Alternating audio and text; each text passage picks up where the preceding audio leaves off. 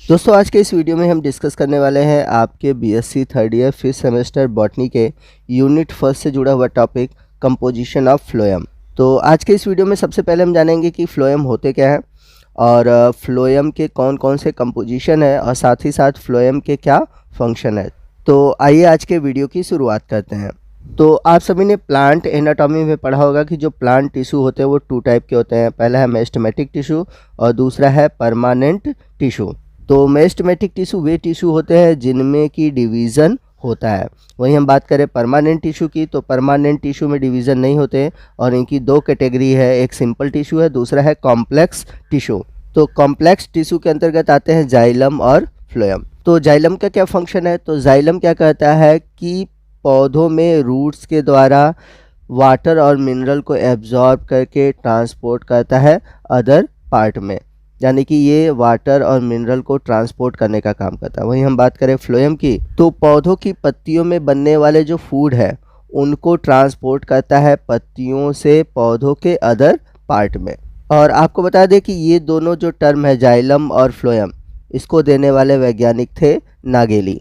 यदि हम बात करें फ्लोएम के कंपोनेंट की, यानी कि फ्लोएम के एलिमेंट्स की, तो फ्लोएम भी जाइलम की भांति 4 एलिमेंट से मिलकर बना होता है और इन 4 एलिमेंट्स को हम दो पार्ट में डिवाइड कर सकते हैं। पहला है कंडक्टिंग और दूसरा है नॉन कंडक्टिंग।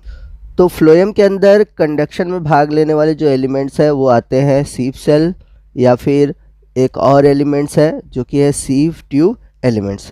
ये दोनों एलिमेंट्स आते हैं कंडक्टिंग के अंदर। आपको बता दें कि जो सीव सेल है ये मिलते हैं प्रिमिटिव प्लांट में और जो सीव ट्यूब एलिमेंट्स होते हैं ये आपको एडवांस प्लांट यानी कि एंजियोस्पर्म में देखने को मिलते हैं। वहीं नॉन कंडक्टिव में आते हैं आपके पैरेन्काइमा, फाइबर्स और जो तीसरा पार्ट है वो है कंपेनियन सेल। तो आइए हम इन सभी को वन बाय वन डिटेल से स्टडी करते हैं। तो यहाँ पर आप देख सकते हैं, यहाँ पर मैंने फ्लोएम के सभी पार्ट को लिया हुआ है, यानी कि सभी एलिमेंट्स को लिया हुआ है। तो यहाँ पर सबसे पहले हम बात करते हैं फ्लोएम के कंडक्टिव एलिमेंट्स की। तो यहाँ पर फिगर में आप देख सकते हैं, यहाँ पर एक सिंगल सेल देखने को मिल रही है, ये है सीव ट्यूब एलिमेंट्स। तो ये जो पूरा सेल है ये सीव ट्यूब एलिमेंट्स कहलाता है और ये एक दूसरे के ऊपर एक अरेंज रहते हैं। तो इस तरह से ये एक दूसरे के ऊपर लॉन्गिट्यूडनली अरेंज होते हैं और इस तरह से इसके द्वारा फूड का ट्रांसपोर्ट होता है। अब यहाँ पर आप आगे की ओर देख सकते हैं कि यहाँ पर जो सीव ट्यूब है, ठीक है, यहाँ पे कुछ छोटे छोटे पोर दिखाई दे रहे हैं। तो इस पोर को हम बोलेंगे सीव पोर। तो देखिए सीव जो है इसका एक अर्थ होता है, इसका अर्थ होता है छलनी। तो यहाँ पर आप देख सकते हैं ये एक छलनी नुमा एक पोर है, छलनी नुमा संरचना है जिससे कि जो फूड मटेरियल होते हैं वो छन कर जाते हैं। तो किसी भी सीव ट्यूब के एलिमेंट में जो अपर वॉल है उसमें अनेक पोर होते हैं जिसे हम सीव पोर कहते हैं और ये एक प्लेट नुमा संरचना होती है जिसे हम बोलते हैं सीव प्लेट। ठीक है, अब यदि हम बात करें इन सीव ट्यूब एलिमेंट्स की, तो इन सीव ट्यूब एलिमेंट से जुड़े हुए कुछ सेल होते हैं। तो यहाँ पर आपको एक सिंगल सेल दिखाई दे रहा होगा और सेल में एक न्यूक्लियस आपको दिखाई दे रहा होगा। इस सेल को हम बोलते हैं कंपेनियन सेल। तो हम कंपेनियन किसे कहते हैं? कंपेनियन उसे कहते हैं जो हमारा साथ देता है, जो हमारा दोस्त है। ठीक है, तो इसका नाम कंपेनियन सेल क्यों रखा गया है? क्योंकि ये सीव ट्यूब जो सेल है उसका मदद करता है, उसकी सहायता करता है। यहाँ पर आपको ग्रीन कलर के सेल दिखाई दे रहे होंगे जिसे हम बोलते हैं फ्लोएम पैरेन्काइमा। तो आइए हम बात करते हैं सीव ट्यूब एलिमेंट्स की। तो जैसा कि मैंने पहले भी आपको बताया था कि जो सीव ट्यूब एलिमेंट्स होते हैं ये एक लॉन्गिट्यूडनली स्ट्रक्चर होते हैं जिसपे कि एक के बाद एक जो सीव ट्यूब एलिमेंट्स होते हैं वो पाए जाते हैं और ऊपर की ओर मैंने बताया था साइड में इसके प्लेट नुमा संरचना होती है जिसमें अनेक पोर होते हैं जिसे हम बोलते हैं सीव पोर। तो यहाँ पर आपको जितने भी स्ट्रक्चर दिखाई दे रहे हैं ये सभी है सीव प्लेट और इस प्लेट में जितने भी पोर हैं उन्हें हम बोल देंगे सीव पोर। और जब फूड का ट्रांसलोकेशन होता है तो इन्हीं पोर से होता हुआ ट्रांसलोकेशन होता है। तो ये फिगर का लेबलिंग है, ये है सीव ट्यूब एलिमेंट्स, ये है कंपेनियन सेल और सीव प्लेट विथ सीव पोर। तो सीव ट्यूब एलिमेंट्स के बारे में हमें लिखना क्या है मैं आपको ये भी बता देता हूँ। Long tube like structure arrange longitudinally, मैंने बताया हुआ है। Single cell sieve tube elements which are arrange over each other forming a sieve tube. तो इनका जो सिंगल सेल है एक के ऊपर एक अरेंज होता है। End wall are perforated. Perforated का मतलब होता है जो पोर होते हैं उसी को हम बोलते हैं परफोरेटेड। तो सीव पोर जो है ये परफोरेटेड है।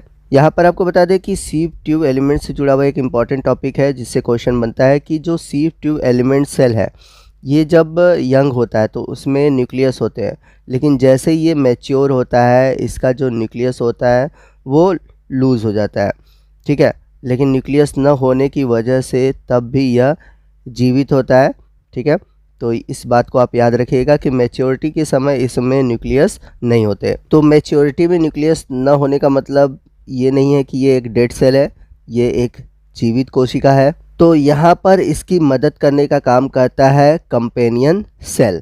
तो जितने भी फंक्शन होते हैं सीव ट्यूब एलिमेंट्स के मैच्योरिटी के समय वो सभी फंक्शन कंपेनियन सेल परफॉर्म करता है। तो यहाँ पर याद रखिएगा कि sieve cell and sieve tube elements are living, यानी कि दोनों ही कोशिकाएं जीवित कोशिकाएं हैं। देखिए यहाँ पर मैंने सीव ट्यूब एलिमेंट से जुड़ा हुआ एक सिंपल सा फिगर लेकर आया हूँ और ज़्यादा से ज़्यादा फिगर दिखाने का मेरा मोटो ये है कि आपके दिमाग में इससे जुड़ा हुआ जितना भी टॉपिक है वो अच्छे से समझ में आ जाए, आप आसानी से एग्ज़ाम में फिगर ड्रा कर सको। तो यहाँ पर आप देख सकते हैं ये सीव ट्यूब एलिमेंट्स है, ये सीव ट्यूब है, उसमें पोर है, ठीक है। इसके अलावा ये है कंपेनियन सेल जिसमें कि डेंस साइटोप्लाज्म और एक न्यूक्लियस है। सीव ट्यूब एलिमेंट से जुड़ा हुआ एक और इम्पॉर्टेंट टॉपिक है कि जब ऑटम सीजन आता है यानी कि जब पतझड़ आता है, जब पौधे अपनी पत्तियों को गिरा देते हैं, तो पतझड़ के समय क्या होता है कि ग्लूकोज का एक पॉलीमर है कैलोज। तो ये जो कैलोज है ये क्या कहते हैं कि जो सीव पोर है उस पे जाकर डिपॉजिट हो जाते हैं, इकट्ठा हो जाते हैं। तो कैलोज के इकट्ठा होने की वजह से वहाँ पर एक पैड लाइक स्ट्रक्चर बन जाता है जिसे हम बोलते हैं कैलोज पैड। तो ये कैलोज करता क्या है, ये कैलोज क्या करता है उस प्लांट को बैक्टीरियल इन्फेक्शन और ड्रॉट यानी कि सूखे से बचाता है। और वापस जब स्प्रिंग सीजन आता है यानी कि बसंत का मौसम आता है तो ये जो कैलोज होता है ये वापस डिज़ोल्व हो जाता है। चलते हैं अगले पॉइंट की ओर। तो एक प्रकार का प्रोटीन होता है जिसे हम बोलते हैं पी प्रोटीन, या कह सकते हैं पी का मतलब है यहाँ पर फ्लोएम।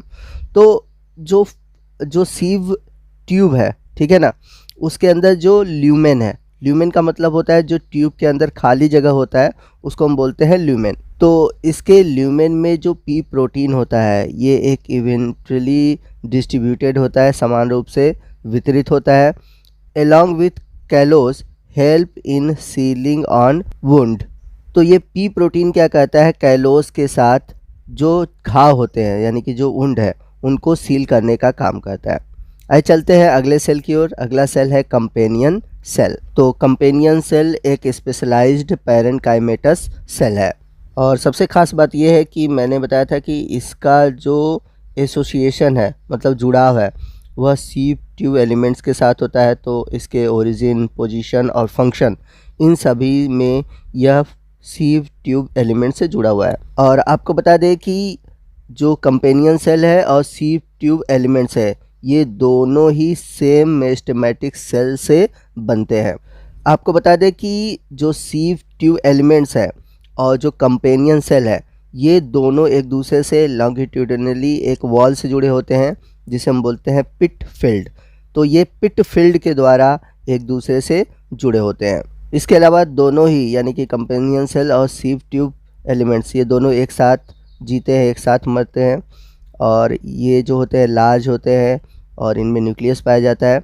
और ये कैरेक्टरिस्टिक फीचर है एंजियोस्पर्म में, यानी कि एंजियोस्पर्म में आपको जो फ्लोएम है उसमें आपको कंपेनियन सेल देखने को मिलता है, जबकि जो जिम्नोस्पर्म है उनमें आपको कंपेनियन सेल की जगह एल्बुमिनस और स्ट्रासबर्गर सेल देखने को मिलता है। अब चलते हैं फ्लोएम के थर्ड एलिमेंट की ओर जो कि है फ्लोएम फाइबर, जिसे हम बास्ट फाइबर भी कहते हैं। तो ये जो फ्लोएम फाइबर है ये स्क्लेरेनकाइमेटस डेड सेल है। तो जो फ्लोएम फाइबर होते हैं वो दोनों सिरों पर टेपर्ड होते हैं यानी कि पॉइंटेड होते हैं और इनके अंदर जो ल्यूमेन होता है वो बहुत ही पतला होता है। आप एक तरह से ऐसा भी समझ सकते हैं कि इसमें जो ल्यूमेन है ना के बराबर है।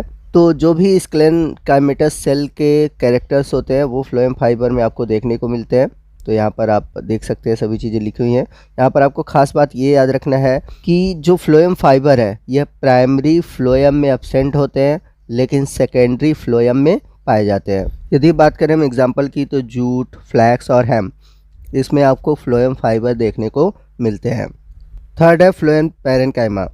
तो नाम से ही क्लियर है कि जो ये फ्लोएम पैरेन्काइमा है ये पैरेन्काइमेटस सेल से बने होते हैं। तो जो भी कैरेक्टर पैरेन्काइमा के होंगे वो फ्लोएम पैरेन्काइमा में आएंगे। तो यहाँ पर आप देख सकते हैं लिखा है elongated cylindrical cell, dense cytoplasm with nucleus, cellulosic with plasmodesmata, यानी कि सेलुलोज पाया जाता है प्लाज्मोडेस्मेटा में। इसके अलावा store food material and other substance like resin, latex, mucilage. तो इनमें जो फूड मटेरियल स्टोर होते हैं, इसके अलावा रेजिन है, लैटेक्स है, म्यूसिलेज है, ये सभी एब्सेंट होते हैं। और ये जो मोस्ट ऑफ द मोनोकोटिलीडन होते हैं उनमें ये फ्लोएम पैरेन्काइमा एब्सेंट होते हैं। तो इसका मतलब है फ्लोएम पैरेन्काइमा आपको सिर्फ डाइकॉट में ही देखने को मिलेगा। तो इस तरह से आपने देखा कि फ्लोएम एलिमेंट्स में कौन कौन से पार्ट लिविंग हैं और कौन कौन से नॉन लिविंग। तो अगर हम बात करें लिविंग एलिमेंट्स की, तो लिविंग एलिमेंट्स में आपको 3 सेल देखने को मिलते हैं। कौन कौन से वो 3 सेल हैं? तो सबसे पहला है साइव ट्यूब, दूसरा है कंपेनियन सेल और तीसरा है पैरेन्काइमा। वहीं हम बात करें डेड एलिमेंट्स की, तो डेड एलिमेंट्स में सिर्फ आता है फ्लोएम फाइबर।